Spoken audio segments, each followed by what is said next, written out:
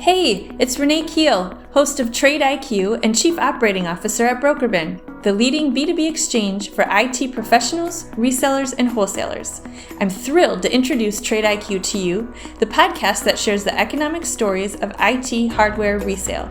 Each episode, I interview an industry leader who embodies what it takes to realize success in the ever-changing and highly competitive secondary IT market. What does it truly mean to be an ITAD provider? How do companies mitigate supply chain risks? How can your business thrive amidst changing market conditions that eat away at profit margins? Explore these topics and more on TradeIQ from BrokerBin.com. And while I have your attention, I want to personally invite you to attend a BrokerBin Roadshow. This biannual event brings together ITAD and ITAM providers, wholesalers, resellers, and service professionals all under one roof for 2.5 days of high-value networking. Where else can you make a true, authentic connection with other IT professionals in our industry? Join us in Europe in the spring and in the US in the fall. Learn more and register at BrokerBinRoadshow.com. Matt Hungate has ventured down a long and winding road in his career. After spending over 20 years in the corporate world with IBM and Lenovo, living in Raleigh, North Carolina, Australia, China, and Brazil, he landed in Austin, Texas. There, he joined a startup team with a vision to save the world one switch at a time. That was nearly 10 years ago, and the entrepreneurial move proved to be worth the gamble. Today, Matt serves as president at PureWrx, an Ivy technology company, specializing in a full suite of circular services for data center equipment. Every day, Matt is motivated by his team, the very team that built this green business together. On this episode of TradeIQ, Matt and I discuss how circularity is the future of our industry. If you've got the smarts and the willpower to maximize assets to their full potential lifespans, then your business will thrive. Good morning, Matt. How are you? Yeah, wonderful. How are you this morning? Good. I'm doing well. We were just chatting about the weather. It's 16 degrees here in Minnesota. I think we got It's going to be a frigid 50 here today in Austin. So poor people. You poor people. That is actually kind of cold for you, though, isn't it? it is. That's puppy coat weather. Yeah. We loved it. We loved being in Austin. Thank you for being there with us, by the way. Absolutely. Great Come to see on. you. Great to see you there. Come on. So, while we have you here, Matt, tell us about your company and how did you get into this business? Well, it's been a long and winding road, but I've been with PureWrx for I just hit my 9-year anniversary. Wow, that's great. After many, many years in the corporate world, I was ready to do something different, looking for a more entrepreneurial opportunity and looking to make a difference from a circularity perspective. Love So it. I got a call from I was living in North Carolina. Got a call from the guys in Austin that started PureWrx, and just on a flyer with a 4-month-old kid moved down to Austin, and here we Wow. are 9 years later, saving the world one switch at a Wow. time. That's great. I But love it. it's great, and the backstory is interesting. So the two guys that started the company, David Schaufman and Brian Anderson, this is the fourth or fifth certified pre-owned business they built, starting with golf clubs and winding up in data center switchgear. I did So not know that. yeah, it's super interesting. Starting The with golf Callaway clubs. pre-owned Wow. golf business is still thriving. They started that 25 years ago, but built this, and when we were awarded the Juniper contract, Juniper Networks is our main partner. Yeah. So 9 years ago, we were awarded that contract, and they needed a corporate guy to come in and run operations, and found me, and here we are. Wow. That is wild. And so what were you doing at that point before? Explain a little bit more about your story. Sure. So I was with Lenovo for Okay. 10 years or so, and in many different roles. Great opportunities, really cool company. I had the privilege of I was working out of Raleigh, but I lived in Australia for a couple years. I lived in China for a couple Oh, years. gosh. I did a year in Brazil. Super cool life experiences, Wow. in my 20s and 30s, and got to see a lot. That was at the time I was originally with IBM, and they sold me to Lenovo, and Chinese company, a lot of different dynamics, and some growing pains, but mostly really cool times rapid change and some cultural immersion, but Oh great, my great God. experiences. Wow, that is really cool. And Absolutely. so when the company was going from golf clubs to circularity in the IT space, what was really the idea? Like, what was that? I mean, what's the connection? How did they go from here to here? So the concept is that, circularity is the future, Yeah, that the financial model works, and it really applies to any, I don't want to say commodity, but any type of good, especially one that has a longer life cycle, yeah, where you really just need the smarts and the will to make sure that we're maximizing everything to the full potential of its life cycle. And data center switching and routing is just a great candidate for that. yeah. So, similar to telecom hardware, a Juniper switch router can be deployed for 10, 15 years if fully maximized and supported. Or you can switch it every 2 years for the next greatest thing, and it winds up in a landfill somewhere. In the landfills, So yeah. it's our job to prevent that from happening. Yes, I love that. That's great. So when you guys were in startup mode, on this side of the business, like not original startup mode, but what were Right. some of those challenges that you faced? Well, there are tons. So it turns out that high end core switching and routing is very different than golf clubs. So there were some Yeah, learning curves, turns and they out. had to pull some folks in from the industry like me to help. But Juniper Networks at the time was a $4 billion tier one switching company, and took a flyer on this small startup out of Austin instead of a lot of much bigger players to go and build this program.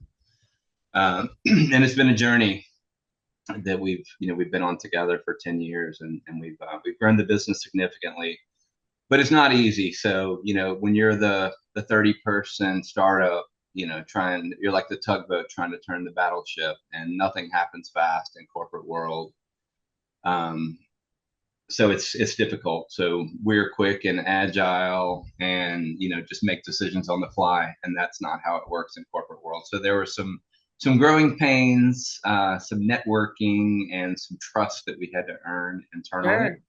in order to build this out. But we're fortunate to have really good partners on the Juniper side of the business that have supported us every step of the way. And together we built what I think is a really cool business. That's wonderful. That's the whole like, how do you steer a ship like 1 degree at a time? That's right. One That's degree right. at a time. What was your first big success moment? Oh man. Um, it's tough. So probably the first big win. So, there were growing pains, we were clawing, hand and nail, or whatever, you tooth and nail. Tooth and nail, yeah. We were fighting for every win at first, and then we won our first 7-figure deal with AT&T, which was kind of our comeuppance, and it felt like we made it. And at that point, there was a little bit of confidence, and I think this can work. And having a tier one partner like that, and not just delivering, but getting really positive feedback and repeat orders from them, was a bit of a kind of just substantiated that we're on the right track. Yeah, absolutely. I mean, there's nothing more validating than repeat business, right? That's great. Absolutely. Thinking about that journey, what's something that surprised you or caught you off guard a little bit? Um, well, there have been a bunch of things. It's been a bumpy road, to be honest with you. We've had some great years, some tough years. Certainly, me and the whole rest of the world didn't see COVID coming, so that was tricky. Yeah, that was one big And bump. yeah, that was not on the strategic roadmap. No, not on our bingo card. Yeah, no, absolutely not. So that was kind of a poster child of, didn't see that coming. What are we going to do? And there were good and bad parts of that. So we Right. actually, it forced us to pivot and embrace some other, elements of the business that we hadn't focused on previously. and actually, became a springboard into who we are now, and a much more successful overall um, portfolio of services that we offer. Yeah. But reacting to the supply chain and the crazy lead times and the crazy pricing, and it forced us to be very, very agile in the way we think about the business, and even more so to be thoughtful and aggressive in solving customer problems. Yeah. So, the solutions that we would bring to a customer previously changed a lot during that time, and Mhm. we've never backed away from that approach. Right. Service Kind of well. developing the whole sort of white glove approach to your customers. Well, And yeah, we went like during that time, we went from being a, first and foremost certified pre-owned Mhm. to really offering a full suite of circular services. Right. Um, so at that point, I, changed my business card, I changed my elevator pitch, and I stopped being the pre-owned guy. Mhm. And, now I sell circular services. So anything you need to address any part of the life cycle of your data center equipment, we have a solution. I love that. I love that. How would you describe our recent market conditions and what's your outlook? Um, all in all, it's like things have certainly stabilized. So we had the kind of the bust of 22 Yeah. and the excess of 23 that we've dealt with. We've gotten back into a bit more of a steady state. Wow. We saw some trepidation early this year with the kind of tariff roulette of what is or isn't going to happen, which wound up being a nothing burger. But that definitely put some pause on spend in Q1. Mhm. I love That's re that. What's That's really, that? I said I love that tariff roulette. That's really Yeah, what it was, right? yeah, God. yeah. Never a dull moment. But so that gave us a bit of pause.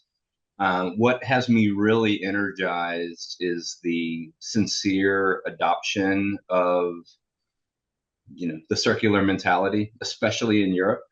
Yes.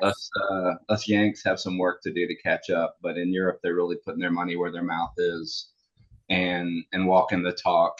And we see tons of opportunity there. We have many key partners. That's a big growth area of our business.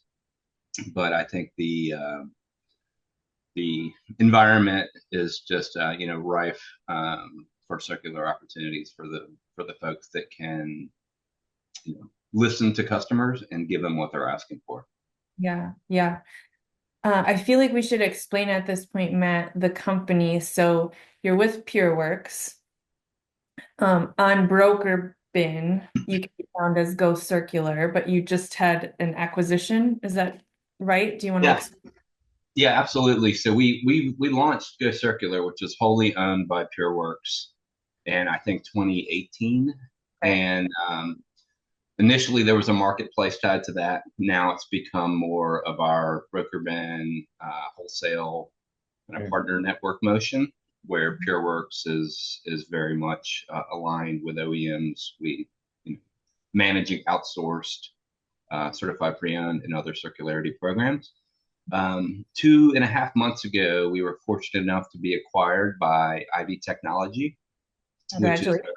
yeah, no, it's great. It's been a great transition, and we're fortunate to have a very much expanded global footprint.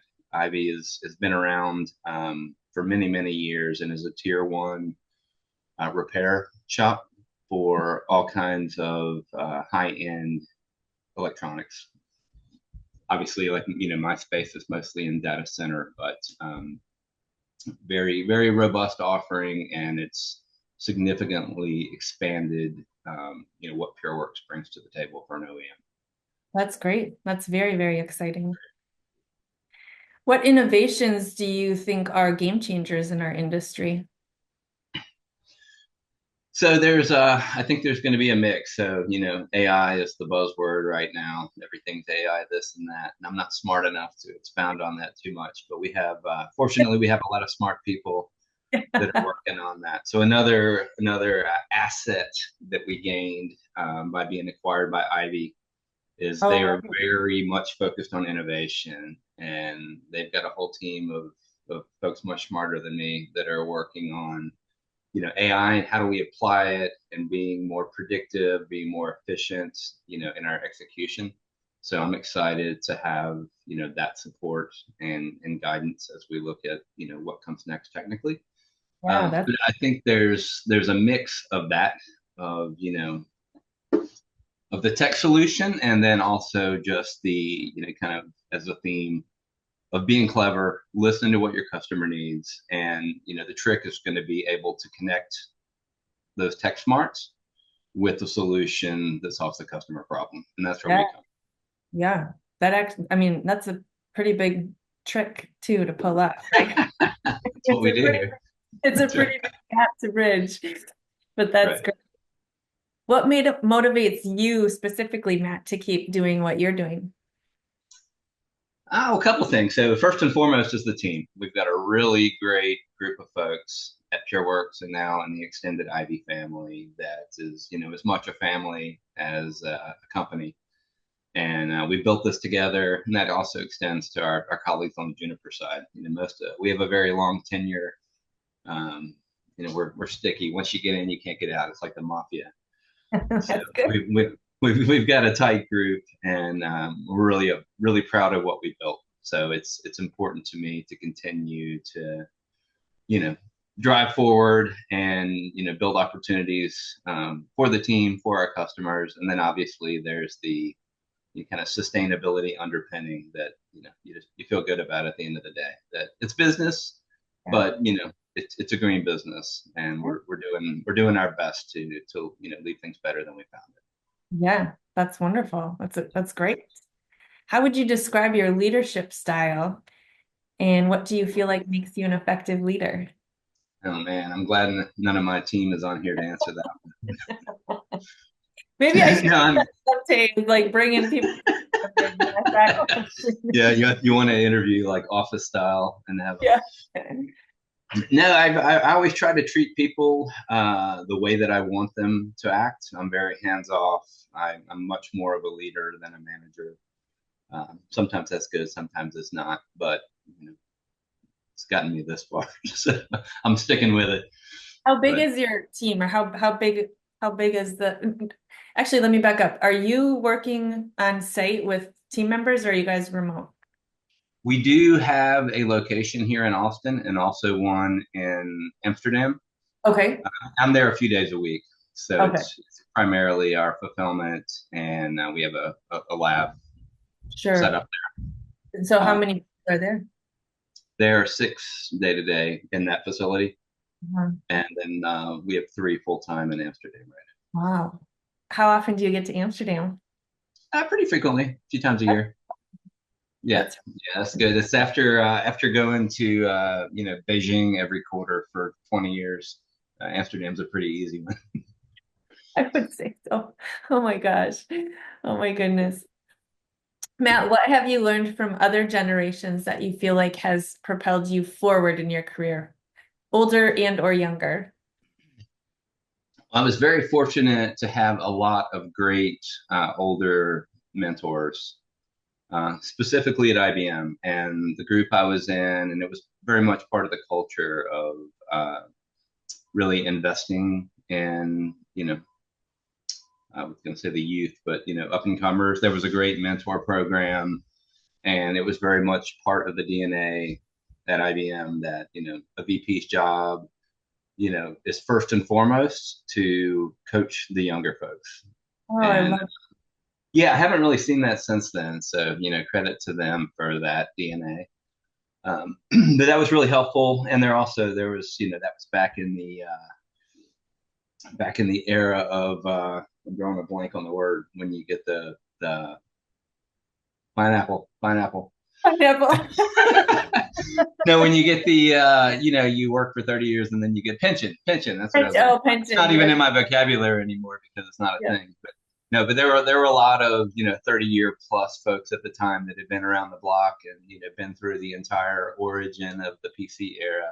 So I learned a Yeah. lot. Learned a lot. And I was very fortunate.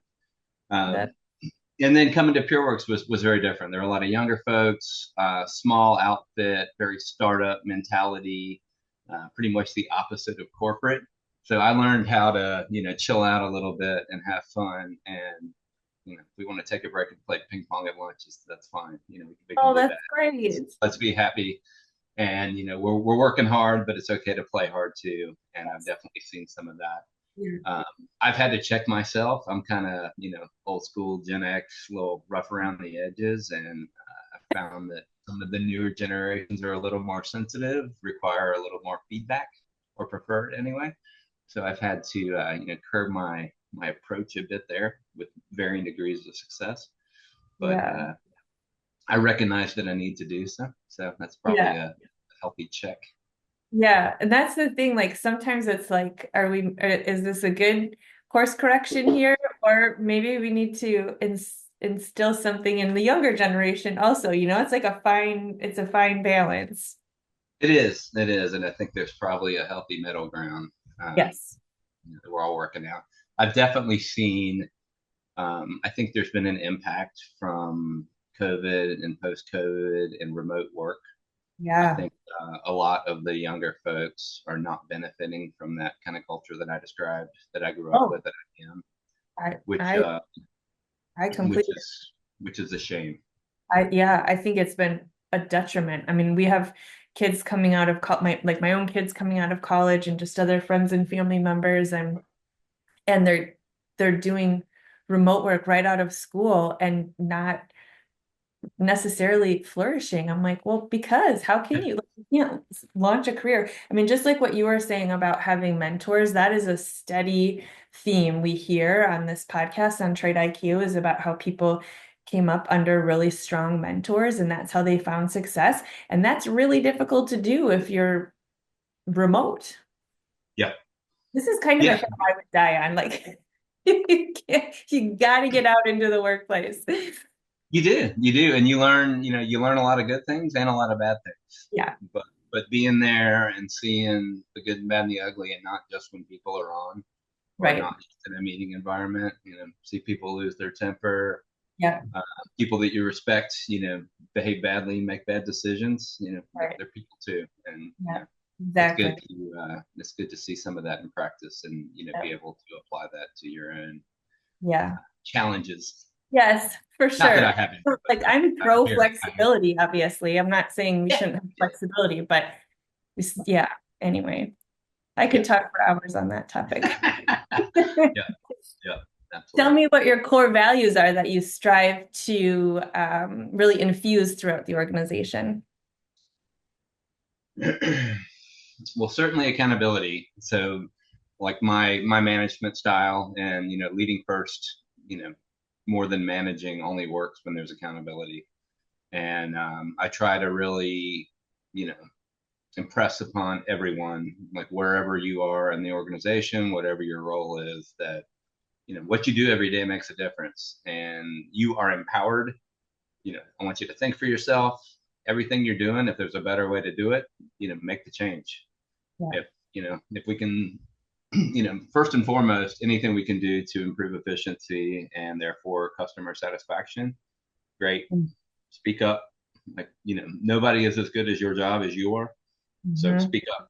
We Yes. want to hear. And then, obviously at the end of the day, we all own the P&L too. So Yeah. either we're, driving customer sat, ergo selling, Mm-hmm. or cutting costs, being more efficient, and all in all, that makes a better result for everybody. So I Right. think Yeah. just continually beating that drum, especially with folks that haven't come up in an environment where they felt like their thoughts and ideas were valued. It takes a Um, little while to get through that, but we've had overall very successful results sure. with that Yeah, mentality. I mean, the more people feel invested, right, the better all around. And that's one of the pros of a situation like yours, or a smaller situation that's a little bit less corporate, like what you were saying, is that you can really um it's easier for people, for team members to see their impact or to feel their impact or to know, to kind of see things all the way through, you know. Absolutely. I helped this customer and then here they are, Yeah, So absolutely. That's great.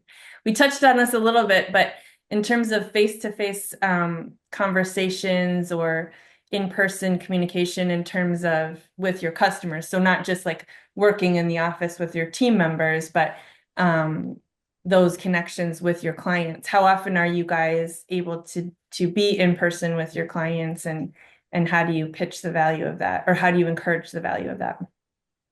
Yeah, absolutely. And that's this has also been a big change post-COVID, with a lot of our customers and clients going remote as well.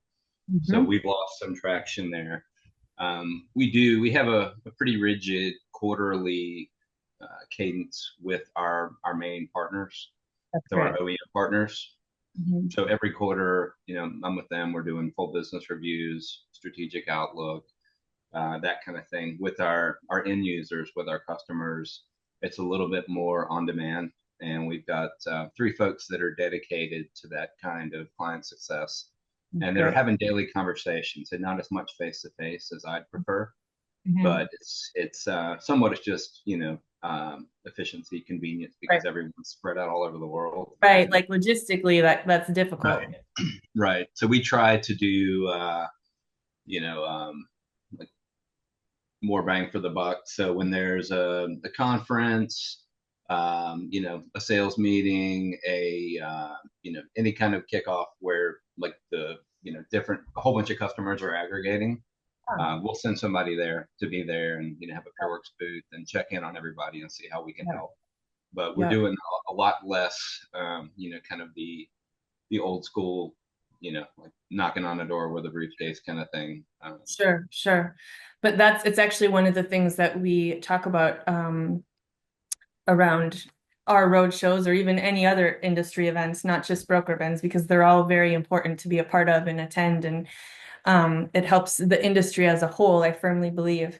But the importance of taking advantage of those opportunities, because you do get in front of multiple customers. And again, most of our members, most of the people in the space are working, frankly, worldwide, if not all over the country. And so when you have an opportunity where multiple people are in one place, you should take it. That's my opinion. Absolutely. And not just at BrokerBin, it's everywhere. I mean, I think it's important. It's important. It is. Yeah. Well, anything else you'd like to share with us about what's going on at PureWrx? No, I think we've hit all the broad strokes. We're just really excited, and especially now that we're part of the Ivy family. Yes. I've got more ideas than time to deploy, but I know, isn't that just well, that's a good problem to have. It is absolutely. That's a good problem to have. So how can people be in touch with you or the company? Like I mentioned, your profile on BrokerBin is under Go Circular. Yep, absolutely. And so definitely, either of the websites. We have a Go Circular Solutions website, PureWrx.com, or you can find us through ivytech.com as well. Great. But yeah, do that. Like, we're well known in the space. I'm sure all the usual suspects know where to find us, but always looking for new partners, anything we can do to collaborate. We're all in this together. Yes. So certainly love to hear from the extended BrokerBin family. Yeah, great. Thank you so much for your time today, Matt. I really appreciate it. This is great. I appreciate you having me. Thank you. Thanks again to Matt Hungate from PureWrx for joining the podcast. TradeIQ is a production of BrokerBin, the leading global community for IT lifecycle professionals. Subscribe to TradeIQ for new episodes as we share the economic stories of IT hardware resale from industry leaders who work tirelessly to expand asset lifecycles and eliminate e-waste. Thanks for listening, and we'll see you next time on TradeIQ from BrokerBin.com.